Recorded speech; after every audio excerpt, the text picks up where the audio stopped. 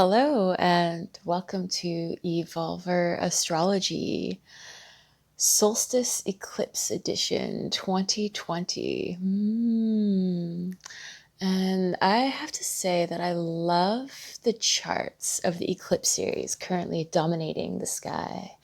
The planets are heavily weighted on what is essentially the left brain of the cosmos from our position.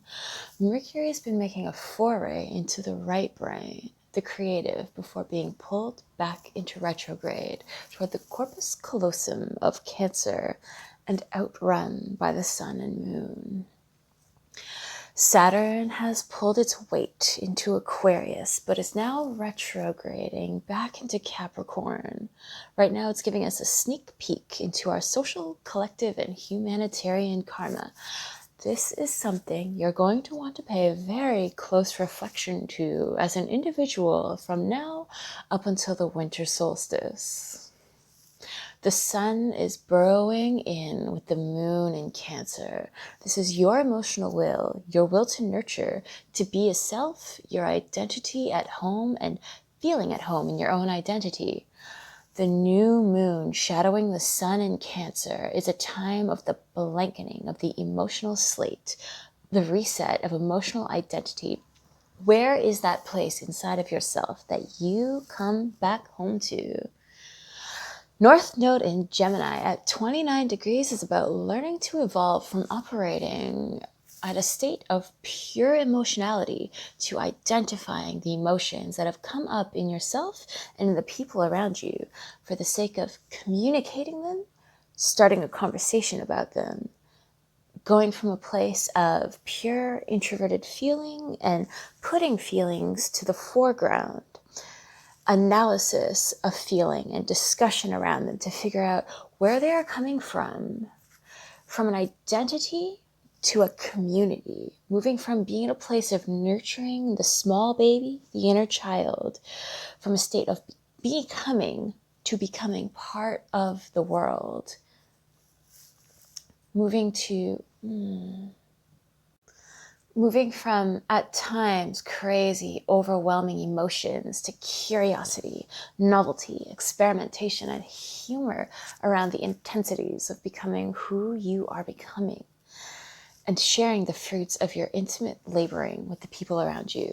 The quickest way to a person's heart is through their stomach, ruled by Cancer. And how Epicurean is it to share these homegrown fruits in a feast of camaraderie? This aspect is asking us to lighten up.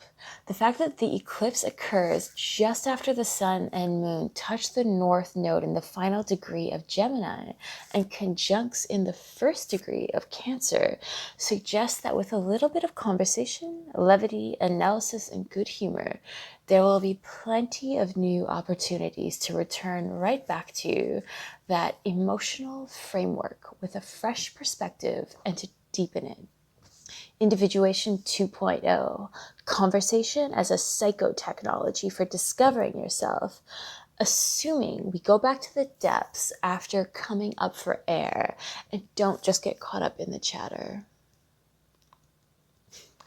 This is a fantastic time to call up a few friends or a brother or sister or someone like it and have an intentional discussion about who you think you are and what kinds of ideas and motivations you've invested your emotional identity in. The best part is that once this eclipse hits, you might realize that you were so wrong, that your ideas were in fact informed by your local clique or habits formed in childhood that you're now starting to be able to identify. This is potentially frightening news, but you'll understand much of yourself so much better and potentially be understood by having done so. And you can choose to deepen and nurture your newly exposed identity, or rather things that have been hiding in the shadows, in the quiet of your own company, or change up the conversation about it with the people around you to begin to establish a new or more refined set of common values. where this doesn't deepen your friendships, it could shake them up by potentially exposing the reality that maybe the substance of your characters have changed over time and you seek totally different outcomes. Either way, you'll be learning, exploring, and emotionally deepening through experimentation and communication. No man is an island. Even islands are shaped by waves, influenced by other islands. And I think this is part of the lesson in this eclipse, as our emotional will is completely submerged in the primal reflection, and the dark side of our emotional consciousness is lit up to a mirror of that will. We're talking about the dark side of the moon, Cancer's ruler, the irrational feminine. The receptive is being completely penetrated by the light while obscured from our view of the eclipse. I can't wait to talk about Lilith later on. It's kind of ironic, actually, with the nature of Lilith being obscure and censored throughout the collective consciousness and in patriarchal history, and in turn into this demonic, the opposite of harmonic, form, because as I was speech to texting, her name for this, Lilith, is persistently mistranslated as Willis or will it. So I'm going to will it, the it being Lilith, a bit later in this forecast. Let's talk about the eclipse, quincunx Saturn. This is the only aspect to touch it exactly. Part of the tension of this eclipse is the seeming mutual exclusivity between one's locality, particularly one's clan, home, and personal emotional sphere of sustenance and rejuvenation, and the larger forces of social order. Saturn, the lord of karma, restriction, fears, and hard knock limitations, is in its own home of Aquarius, showing us the kinds of things that we need to work on using the resources that we already have in the realm of humanitarianism, coaxing us to come up with ingenious solutions as it forces us to examine our shortcomings on human rights and our limited approaches toward the advancement of civilization. The Lord of Karma has been and will be restricting ways that we have advanced for the sake of itself and that have not served the greater good. Saturn in Aquarius is asking us to cut out any tumorous growth and direct our attention to how we can develop the broad spectrum of humanity inventively, using the content and space of the situations we seem to have boxed ourselves into as a society or a collective of societies, to think outside that very box and beyond ourselves personally. This can be done in small, personal ways, like very deliberately voting with your dollar and encouraging those close to you to do the same, or on large-scale levels, like shutting down pipelines, whether by protest or executive decision. Cancerian is all about the clan. Is this social force going to disrupt my clan? Are the winds of change going to sweep through and leave us scattered and our tribal identity rocked? Or are our tribal tendencies and emotional habits possibly getting in the way of meaningful social humanitarian change? Are we voting with our dollars to keep our family comfortable and inconvenient ways that are poisoning the earth and ultimately ourselves? Here's the thing about Saturn, tribe. If we are not taking responsibility for our actions, some other force, whether it's a governing entity, a militant body, or the simple fact of cause and effect of nature, will take on that role for us and have long-term effects on our personal and familial identities. Sure, it will show us what we're made of, but often only relative to that particular situation. It shows us what we are made of as a reaction to circumstances, rather than what we are when we give ourselves the room to claim the choice to choose. And with this independence, this space, this self-sufficiency, the world becomes our home. This eclipse and its aspect to Saturn beckons us to meditate on how we can bridge the gap between taking responsibility for our place in the world at large, while at the same time doing so for our immediate environment, starting with the collective of one, the individual. In short, this is about finding creative and authentic truth and its expression in a world where all the cards seem to be stacked against the person being a fully realized person. It's by finding out who you are as a person with genuine needs and standing in the authenticity of that you can start to find out who your tribe really is and start to synergize your efforts and give back to the world from a sincere, creative, and sustainable place that offers real substance and foundation to the next generation. What you do right now matters for the world of tomorrow and what is possible for it. One very simple and joyful example of this coming together of value and effort that I stumbled across recently was the YouTube channel Triptology, which in their brilliant Animals of the Earth compilation banded together artists from around the world to create a rich, earthy, and funky devotional mix that could be bought at a donation on Bandcamp. The link is going to be below, with proceeds going to the Wet'suwet'en people in their fight for the sanctity of the earth against pipelines. You hear the music and you feel the sincerity of the groove, the artist, as people really coming through. The expression is so alive and it all comes together for a purpose, a belief, a call to action that is in service of a higher practical call. This is the redistribution of the tribe through value, coming together in sincerity over what you will in small ways for the sake of the world at large. And being able to do so in total confidence because you give yourself permission to know yourself intimately enough that you know what you can and will and wish to nurture into existence.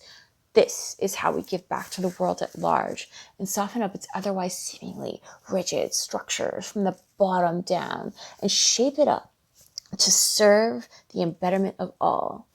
Personal responsibility to self-actualization. This is what I see as being the crux of the solstice, the substance in the sandwich of this series of 3 eclipses.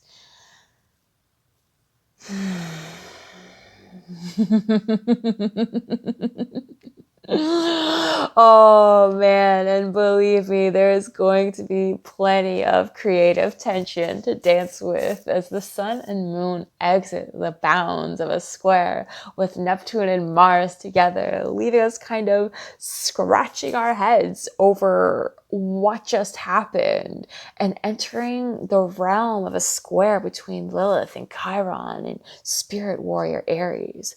Shadowy aspects of ourselves and society and the collective reality that have all too often been vilified by domineering patriarchal forces, jealous gods, if you will, or treated as something of a pariah.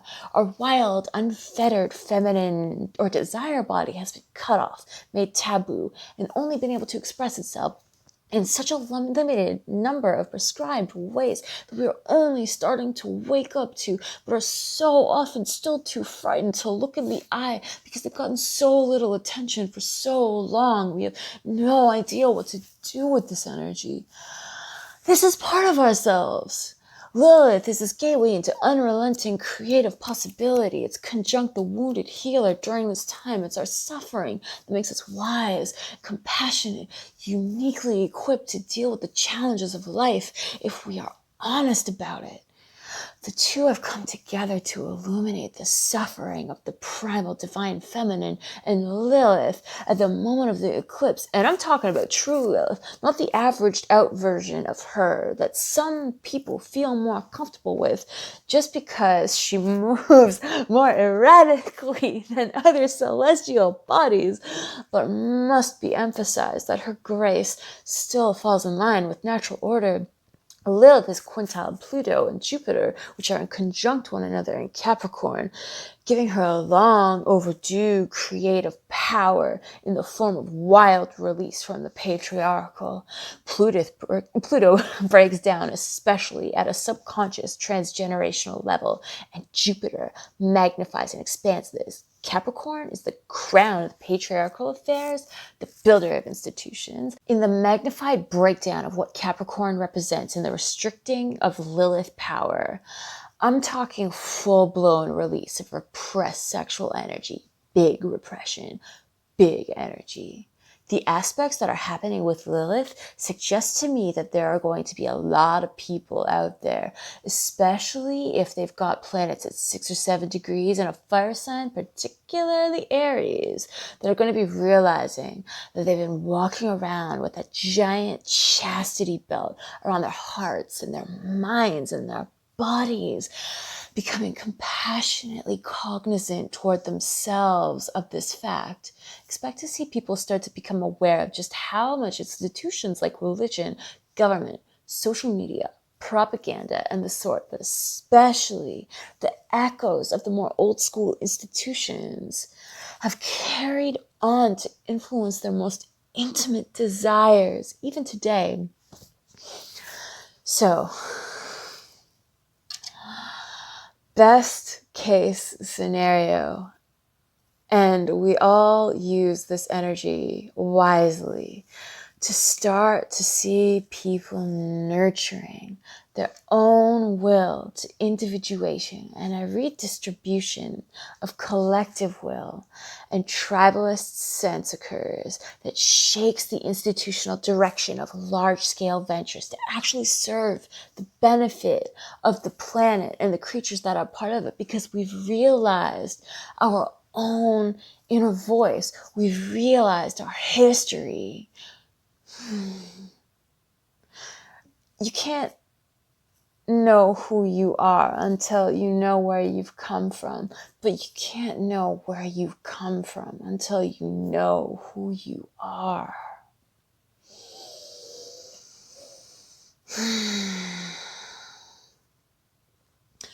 The bubbling volcano of raw feminine power and the wisdom of its pain blows up into the collective identity and emotional body as a source of art. The blessings of a Venus sextile Lilith in this moment should help soften the blow and offer up opportunities to connect with other people over this powerful energy and pour into each other's hearts and value systems, instead of just letting it violently erupt and fizzle out. With Jupiter's influence, we may even start seeing more laws being passed that votes for feminine equality and charitable efforts being made towards sufferers of abuse, whether formally or simply in open-hearted curiosity and compassion toward those who have been persecuted for their wild side. Because we recognize that it is us too. Go have a think.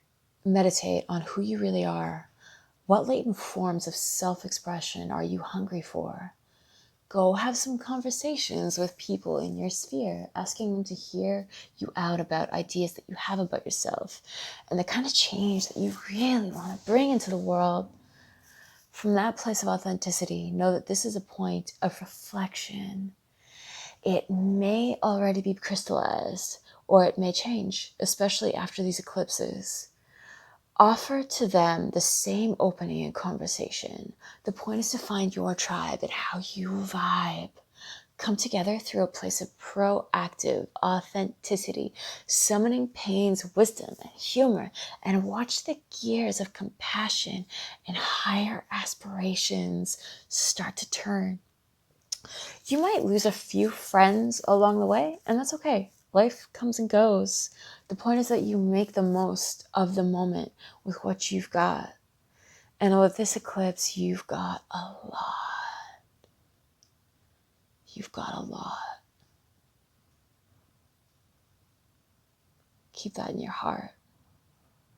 Keep that in your pocket. Keep that in your soul. Keep that in the front of every interaction that you have from here on in. Especially at this time. I sincerely hope that you found value in these words and these writings and these sentiments. And if so, please don't be shy about liking and subscribing. Thank you.